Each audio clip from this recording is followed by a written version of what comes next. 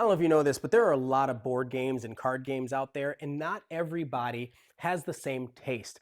What I want to do today is talk to you about this game called Tacta that I heard about from another YouTube board gamer or YouTuber that plays board games. And it's so interesting because you never hear about this. This is a new game released in 2025.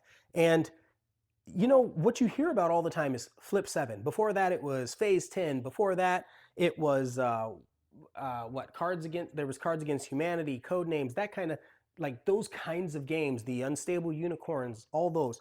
This is the new. Everybody's going to want to play this. Everybody you introduce this to is really excited. So I'm just going to show you a little bit about how to play it and what it looks like and what it's about, and you tell me what you think and if you've played anything like this. I go by Ian of Austin, but I am not talking about my real estate right now. I leverage board games to learn more about people, to spend time with people, to just to kind of get away from like corporate world a lot. And I found that board games and tabletop games are just, they're so fun. It's a great way to connect, unlike sitting and watching a movie with somebody or, you know, going to a happy hour. That's not my thing. And so board games and tabletop games end up being that thing for me. So the way this works is it is a 2 to 6 player game.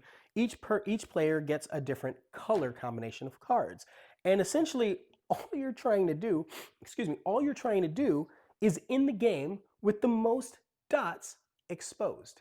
Sounds simple, right? Okay, so I'm going to pull out 2 sets of cards so that you can see what they look like. This is the starter card. As you see, it just has like these weird grid shapes, and you'll see how that plays out in a second. The rule book is very simple. I think it's like 2 pages, and that's it. It says stuff like have more dots and don't cheat by trying to triple cover cards. So as you're looking through the cards, each one has a number, and that number corresponds with how many dots are on it. One thing that's really important is when you start the game, each player shuffles. You shouldn't be looking. You just shuffle. And then after you're done shuffling, each player looks at the top and the bottom card. I have a 1 on this side and a 1 on that side. Whoever has one of the lowest numbers is the person that goes first. So simple, right? So let's say I was the second player, 2 and a 4. That's not lower than 1, so the blue player would go first. Then what they would do is this would be in the middle, this starter card, and they would choose, and then you could do this at any time, either the top or the bottom card. Throughout the game, you can do that at any time. And based on that, you want to look at the lines and the shapes. And you want to line that up with the card that you plan to put this over. So an example would be, I'm going to put this right here, and I'm going to cover this card.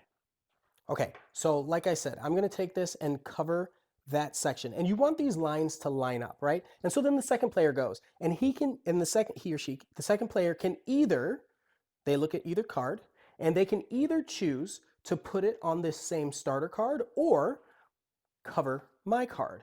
And so I'm looking at what are my options. Well, there's a dot exposed here. So realistically, I would want to cover their dot because the person with the most dots at the end wins. So I would cover their dot like this. The challenge there is now I've got more dots, but it's their turn. And so if it's their turn and their next option, they look at either card, and their next option, they might be able to cover my dots. And what's fun is that is now protected because you can't go and put another card on top of it. And so that's where this game gets really challenging and a lot of fun because you want to be strategic about it. You don't want to expose yourself, but you want to limit their potential for more dots at the end of the game. And that's really it. There are a handful of rules. For example, like obviously the shapes have to line up. This does not count. This square does not count to cover a triangle. It has to be triangle, triangle. Another thing is if you have something where you try to line it up, but it starts to cover another card, you cannot do that. And then I think the most common one I'm seeing, I'm going to look for this specific card, is this here. So the card it would have 4 dots here. It doesn't right now, but it would. Let's see if I can find one that actually has the 4 dots. There you go. So this card has 4 dots here. This space would have 3 dots like this. I see people a lot of times trying to do that. That does not work. It has to be the 3 and the 3 or the 4 and the 4. So that's just a really important rule. Even when starting this, you can't go this way. You have to go this way. The 4 is the long side. the 3 is the short side.